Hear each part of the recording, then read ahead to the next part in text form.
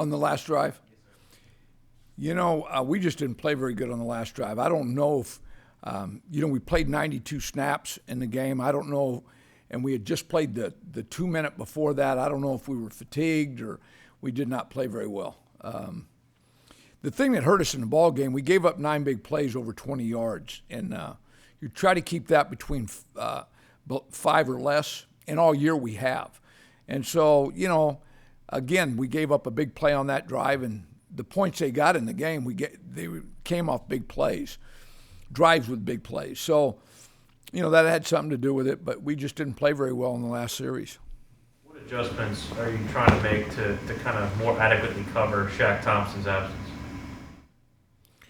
Well, we have a lot of different packages we're trying to play, so they don't quite know what we're in by down and distance. So, but everybody in this league has injuries, so we've got to get through what we're doing and play better.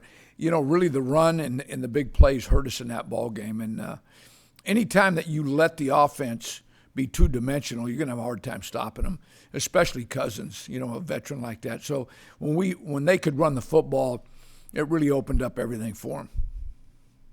Injuries, all the guys that they have on the offensive side of the ball, either questionable or out, how hard is it to game plan for what they're going to do?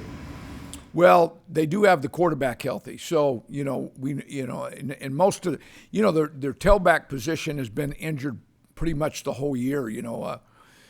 So we kind of know what they're going to run. We just don't.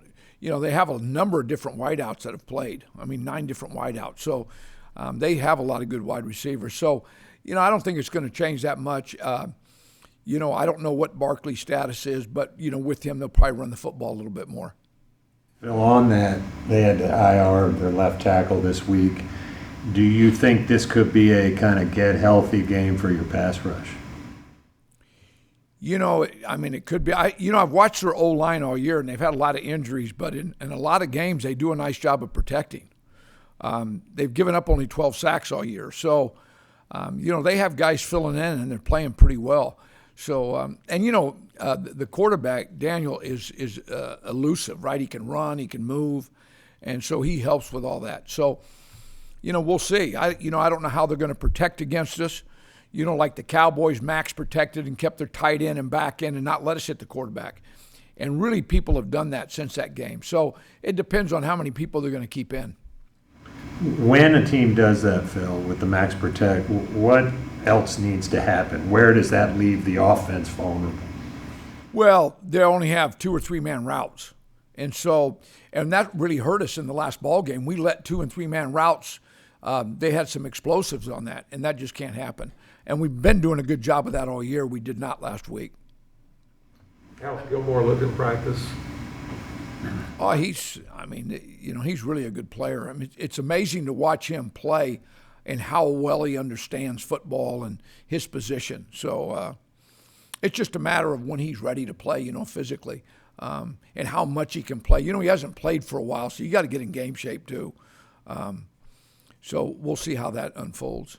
Would you say this week is too optimistic for him, or do you think you can put a limited package in for him and have him available this week? I really can't honestly answer that yet. We'll sit down and talk with him tomorrow and see what's going on with him. Phil, how much in talking about the Giants' injuries and stuff, how much do you have to fight human nature when your guys see so-and-so's out and they've got this long injury list? How do you try to keep guys on task when that's out there in all the headlines? Well, I'm hopeful that the way we've played the last couple of weeks and not won, right, will help with that, right? So that we come in focused and ready to play, no matter who the opponent, would be. But they still have a lot of good players. They have a lot of good players on their team. So, I don't think that's going to affect us. I think our guys will come in and ready to play. Matt said on Sunday that a lot of your pressures and sacks in the first 3 weeks were schemed pressures, and you guys kind of went away with that with some of the injuries. Is that something you plan on turning back to, or how do you turn back to that maybe in the coming weeks, knowing that you still haven't gotten the pressure you want with the quarterback? Yeah, and really where we've lacked the pressure is with a 4-man rush. and people are max protecting a lot more. They're chipping both ends with the tight end and the running back, or they're keeping the tight end and running back in. So, which really hurts pass rush, right? And we're getting a lot more of that. They're just not going to let Hassan and Burns beat them. And so what we've got to do is we've got to do a great job of covering in the back with 7 people, and so that we take the routes away, and so that that's how we counter what they're doing. Can you counter Phil also with some A-gap pressures if they've got running backs out on the edge? Well, we did that quite a bit last week. We sent both backers inside. But, they max it up and they just gap or turn the protection and they can pick it all up. It's hard to – and Minnesota's O-line played well. They did a nice job. You mentioned the run game as well as the big plays. Have there been consistent issues with your run defense over the last 3 weeks? Well, yeah. I mean, and a lot of it has to do with, too, the running back, right? But we have a lot of guys doing a good job in the run, and one guy doesn't play his gap properly, and the ball's been coming out. So, we just got to shore that up, and everybody's got to protect their gap and stay in their gaps. And so we did a great job of that the first 3 weeks. We have not done a good job against Dallas and Minnesota with that. So we've got to get that shored up. Is that a front four thing, or it's everybody, because we involve everybody in gaps. And the way football is today, they even design, in the old days, the 8-man front, they would not run against it. You didn't have enough hats. Well, now they block everybody but the corner. And they say, oh, my tailback's better than your corner. So everybody on defense in today's football has to be able to play a gap and tackle, which is over the last 3 to 5 years has changed football. So, before corners didn't have to tackle much. They do today. So, they'll have design runs where every one of our guys will be attacked in their gap. Is C.J. Henderson still behind Keith Taylor in your hierarchy there, or is there a shift there? Well, CJ is still, dealing with an injury, right? He's coming around, so we'll see how that unfolds. I'm not sure yet, really, on his status yet.